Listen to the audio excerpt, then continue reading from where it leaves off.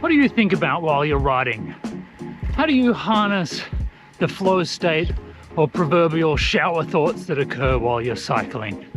Do you use it for good or for evil? Once I get past the drudgery of chores and work, my brain goes straight to improving software. Makes sense, I guess. By trade, I'm a software product manager. So I'm going to share some of my free ideas for what we could do to Strava.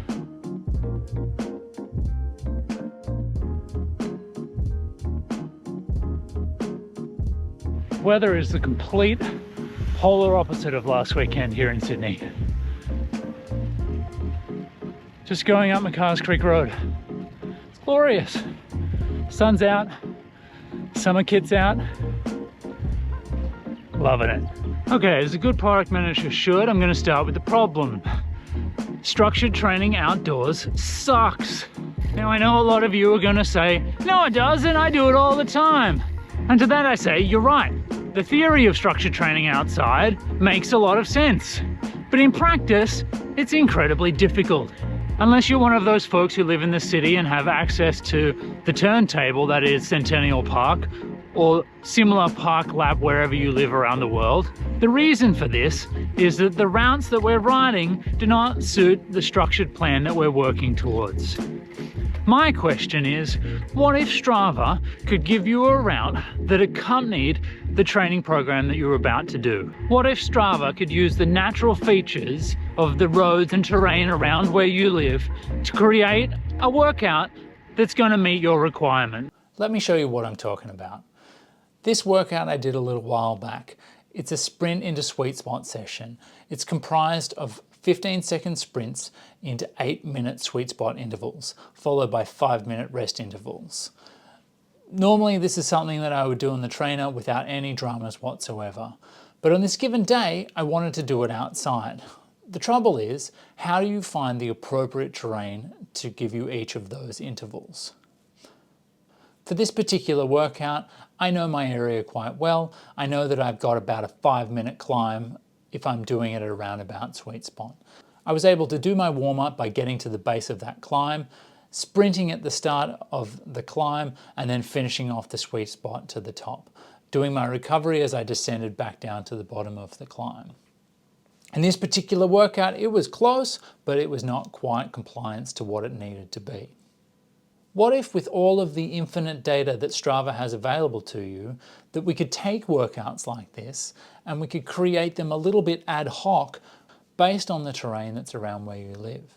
So when I think about this particular workout, it was really about getting a sprint section and getting an interval that is at sweet spot.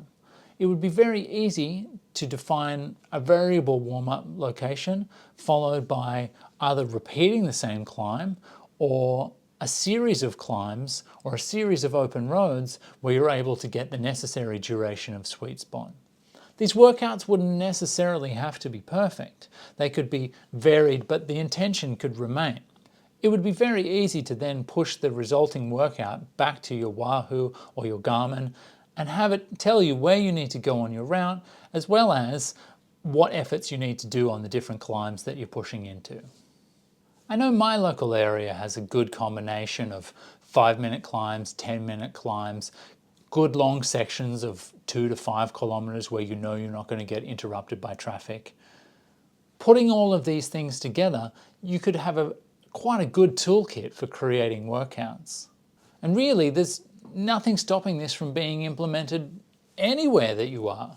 Surely, if you're traveling around and you still want to be doing your structured workouts, Strava could generate you local routes that are utilizing the local terrain.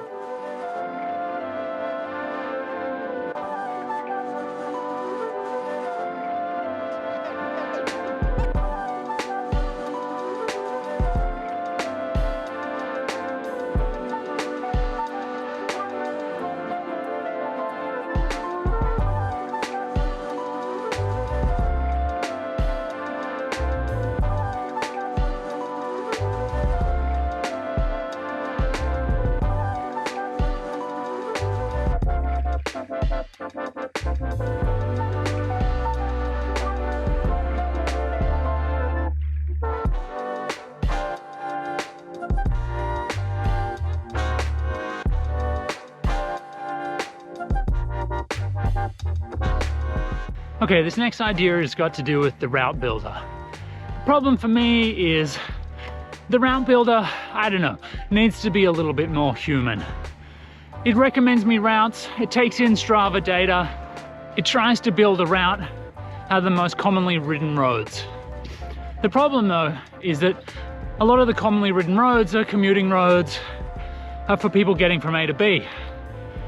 So there's kind of no curation throughout.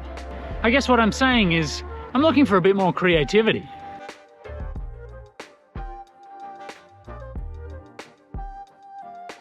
And I know you're saying, sure, there's a route drawing tool where I can use my finger to scribe my own route. But have you ever tried to scribe a 100-kilometer route? It's ridiculous. So here's what I'm thinking. What if it was a little bit more choose your own adventure?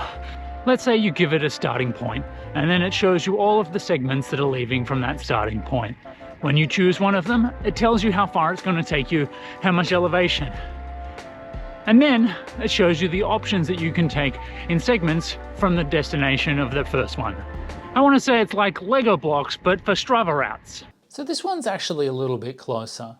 Since I first started thinking about this idea, Strava has actually implemented a lot of changes and improvements to their maps and their route generation engine. So now you're able to create routes based on multiple waypoints, which is a huge improvement. Previously, it was literally only the manual finger drawing map creator, and that was a nightmare to try and utilize. I still think that we could get on board with some kind of a choose your own adventure style implementation here. Something that comes to mind when I think about this is Zwift. When you're riding around Zwift, every time you're presented an intersection, it kind of gives you that option and you can toggle left or right based on which direction you want to go. I almost wonder if we could create routes in a similar sort of a way. As we're navigating around, show me the segments that spawn from that location that I'm in. Something like this. Take the existing Segment Explorer section. We can use this space to not just show information around segments that are available, but rather show the impact that going to those segments and doing those segments might have on the route that you're actually building. Choose any of these segments and click Add to Route. Once you've done this, you'll see new segments that spawn from the end of that segment, and you can make some decisions about where you actually want to go and how long you want to ride for.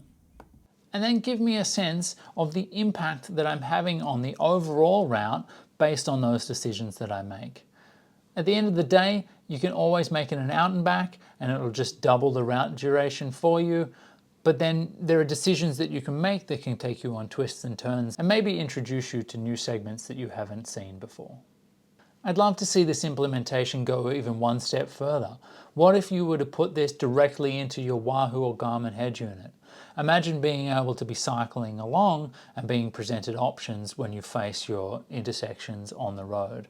Choose left, add 13 kilometers. Choose right, add 25 kilometers. These kinds of adventuring techniques could be really exciting when navigating around new places.